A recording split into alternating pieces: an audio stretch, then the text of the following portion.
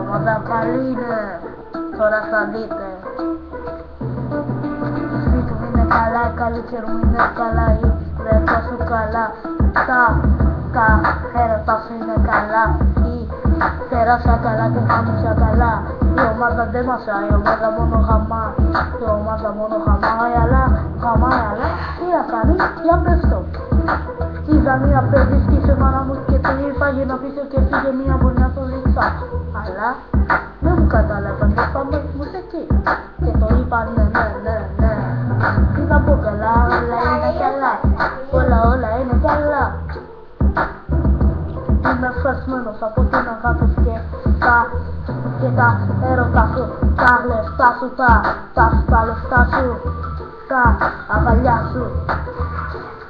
Πέφτω μουσική και ρεβιζιά σαν αστέρια.